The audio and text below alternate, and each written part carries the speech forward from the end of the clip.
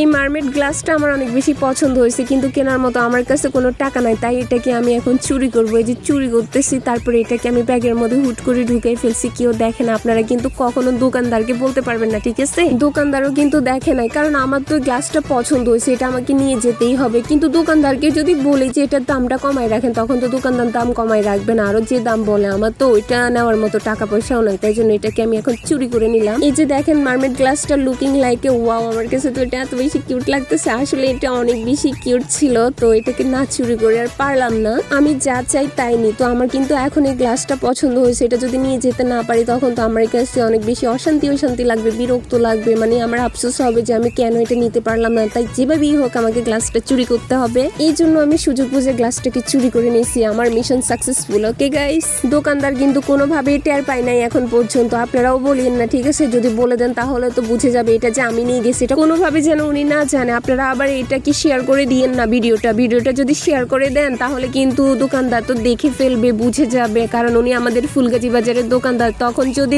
ভিডিওটা দেখে এবার আমাকে বলবে যে মেয়েটা আমার দোকানে জিনিস চুরি করে নিয়েছে। আর দোকানটা হচ্ছে আমাদের ফুলগাজী বাজারের শ্রীপুর রোডের রাস্তার পূর্ব সাইডে ছোট একটা দোকান। তো দোকানের নামটা হচ্ছে অনিল কি একটা জানি। তো দাদা ভাই দোকানে কিন্তু অনেক সুন্দর সুন্দর জিনিস পাবেন, এরকম ঘরের রান্নাবান্না জিনিস আর কি, এগুলো কি বলে আমি জানি না। তো যেটাই দেখবেন ওটা আপনাদের কাছে ভালো লাগবে, আপনাদের নিতে ইচ্ছে করবে, চুরি করতে ইচ্ছে করবে, টাকা দিয়েও নিতে ইচ্ছে করবে, বুঝছেন? আপনারা যাবেন, দোকানটা ভিজিট করবেন, এত সুন্দর সুন্দর জিনিস আছে ঘরের, মানে বিভিন্ন প্রয়োজনীয় যে আসবাবপত্রগুলো লাগে ওইগুলো। এই যে দেখেন গাইস, আমি কিন্তু আরেকটা ওয়াটার পট চুরি করার চিন্তা ভাবনা করতেছি। এটা দেখতেছিলাম কোনটা রাখি কোনটা নেব, তারপরে আমি এখানে আরেকটা ওয়াটার পট দেখতেছি। আমার কাছে তো ওয়াটার পট গুলো একটা চুরি করতেই হবে মনে হচ্ছে, তো আরো জিনিসগুলো দেখতেছি। শুনেন গাইস, আমি চুরি করলে চোর হলেও কিন্তু ভালো আছে, ঠিক আছে? আপনারা কেউ যদি বিয়ে শাদী করেন তাহলে আমাকে ইনভাইট করবেন, দাওয়াত করবেন, ঠিক আছে? তাহলে আপনাদের ওই পিছনে যে ডিনার সেট গুলা আছে, আবার কি সেট বলে এগুলা, কি ওইগুলো আছে, ওগুলো আপনাদেরকে কিন্তু উপহার দিব। জগ সেট, গ্লাস সেট, বদনা সেট,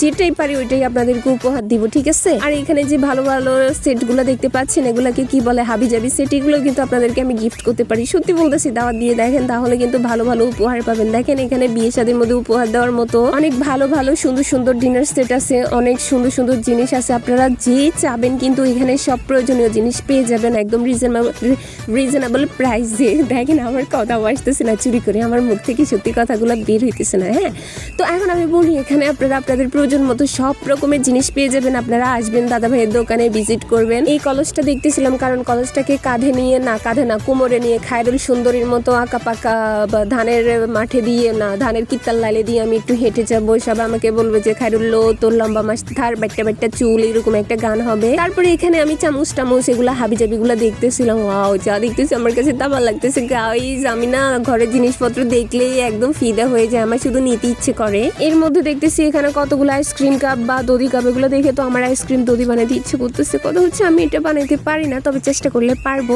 তো এখানে আমার সেই প্রখ্যাত না কাঙ্ক্ষিত সেই মার্মেড কাপটা আমি এটা ব্যাগ থেকে একটু রেখে দিছিলাম, যে যাওয়ার সময় এটা আবার চুরি করে নিয়ে যাবো। তো এটা এখানে রাখছি। আপনারা দেখেন এটা এত বেশি সুন্দর, যে দেখবে তার কিন্তু এটা নিতে ইচ্ছে করবে। এটা মনে হয় জগ সেট ছিল, জগ সেটের সাথে কাপ সেট যেগুলো থাকে না ওইটা। তো আপনারা চাইলে কিন্তু এটা নিতে পারেন, এটা আসলে অনেক বেশি সুন্দর ছিল। তো তারপরে আমরা চলে আসলাম অন্য একটা দোকানে, এখান থেকে জামা নিতে হবে। তো জামার ওলাটা আমার কাছে একটু ভালো লাগতেছিল, এটা দিয়ে আমি একটু ঘুমটা দিয়ে সুন্দর করে দেখতেছিলাম। আসলে তো আমাকে সুন্দর লাগতেছে, আর কালারটা কিন্তু অনেক বেশি সুন্দর ছিল। তো এই জামাটা পছন্দ হয়েছিল, এটা নিয়েছি। ও গাইস, এটা আমার জন্য নিয়ে নেই, এটা আমার আপুর জন্য নিয়েছি। তো আমার আপুর জন্য এখানে জামা দেখতে আসছিলাম, আর কি জানি দোকানদারের সাথে কথা বলতেছিলাম, মানে কমে সময় রাখার জন্য। কিন্তু দোকানদার গুলা যে প্রাইস বলে ওই প্রাইসে ধরে বসে থাকে, আর একটু কমায় না। মানে আমি চিন্তা করি যে এত প্রাইস কিভাবে বাড়াই বলতে পারে, যে ধরেন 500 টাকার জামাগুলাকে 1500 টাকা বলতেছে, আবার কমায়ও না, হয়তো বা 50 টাকা 100 টাকা কমাইতে বলো, তাও ওনাদের কত মনে কষ্ট। এগুলা নাকি পাকিস্তানি ড্রেস, এটা শুনে তো আমি হাসবো না কি করব বুঝতেছিলাম না, এগুলা কোন দিক থেকে পাকিস্তানি ড্রেস।